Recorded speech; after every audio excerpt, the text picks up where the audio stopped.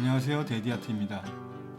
데디아트를 아시는 분들은 대부분 무엇을 만드는 데디아트로 알고 있는 일반인들이 계시고요, 특수목을 판매했던 데디아트로 아는 분도 계실 겁니다. 지금 캐나다에 와 있는데 그 전 몇 년 동안 특수목 판매에 집중을 했었고, 그런 나무에 대한 정보와 목공 팁, 공구 설명 등을 처음부터 조금씩 설명해 드리려 합니다.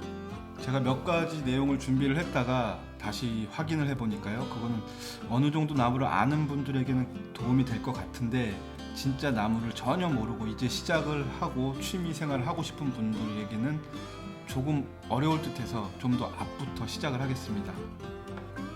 그 첫 번째로 나무의 결에 대해서 조금 설명드리겠습니다. 나무는 세로로 힘을 받게 되어 있습니다. 결이 세로로 있습니다. 반대로 수평으로 잘랐을 때 전혀 힘을 받지 못하게 됩니다.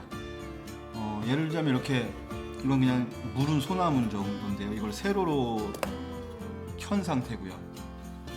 힘으로 이거를 자르기도 어렵고 이 형태가 잘 유지가 됩니다. 반대로 수평으로 잘랐을 때 이런 식으로 있었던 거죠. 수평으로 잘랐을 때는 이미 보시면은 휘어 있지요. 힘도 전혀 받지를 못합니다. 흔히 주위에서 볼 수 있는 나무젓가락, 뭐 이쑤시개, 이런 것들도 이게 수직에서 나온 것들이죠. 이 강하지도 않은 나무인데 이걸 수평으로 만들었다고 치면은 젓가락질 할 때 그냥 다 끊어져 버리고요, 이미 시작하기도 전에 둥글게 휘어져 있을 것입니다. 그래서 여러분들이 소품을 만들든 가구를 만들던 어떤 사이즈가 됐든지 세로가 길게 돼야 됩니다. 예를 들어서 테이블을 만드는데 수평으로 잘라서 만든다. 물론 프레임을 대거나 여러 가지 방법으로 꼭 이 무늬가 너무 예술적이라면 그럴 수도 있으나 복잡해집니다. 수직으로 만드는 것이 가장 중요한 것 중에 하나입니다. 자, 어제 저희 아이가 학교 도서관에서 이제 만들기 책을 하나 빌려왔는데요, 이제 아들이 지금 뭐 활을 만들고 싶다 그래서 오늘 월마트에 가서 재료를 몇 개 사봤습니다. 이런 아이스크림 막대 같은 경우도요, 지금 보면은 아주 얇죠. 그런데 힘을 최대한 받습니다. 바로 수직의 결이기 때문입니다. 이거를 수평의 결로 요 면으로 이거를 만들었다고 치면은 쓸 수가 없습니다.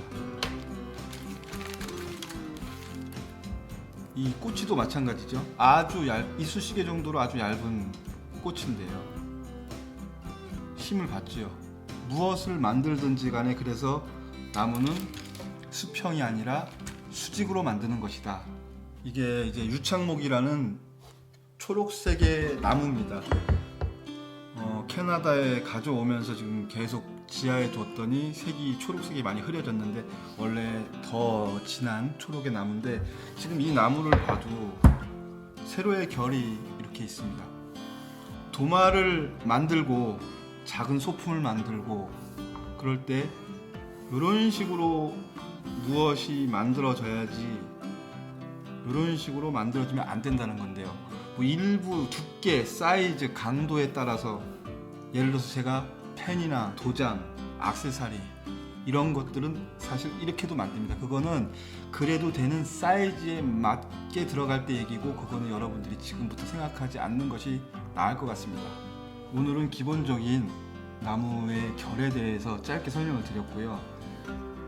나무의 강도를 잘 모르겠다, 이 나무가 얼마나 강한지 모르겠다, 그런 경우는 이렇게 나무가 잘라졌을 때 이 단면을 보면 알 수 있습니다. 물론 요 뭐 기공이 있고 없고 뭐 좁고 단단하고 묻고 여러 가지로 볼 수도 있지만, 기본적으로 무른 나무는 깨끗하게 잘라지지가 않지요. 편백, 미송, 뭐 캄포, 그런 경우 이렇게 깔끔하게 되지가 않는 경우가 많고, 유창목, 은핑고, 스네이크우드, 뭐 그런 고급진 하드우드 계열은 재단했을 때 이렇게 깔끔하게 나옵니다. 이렇게 깔끔한 경우 아 이거는 목질이 되게 단단하구나 이렇게 볼 수도 있는 작은 팁 하나 드립니다.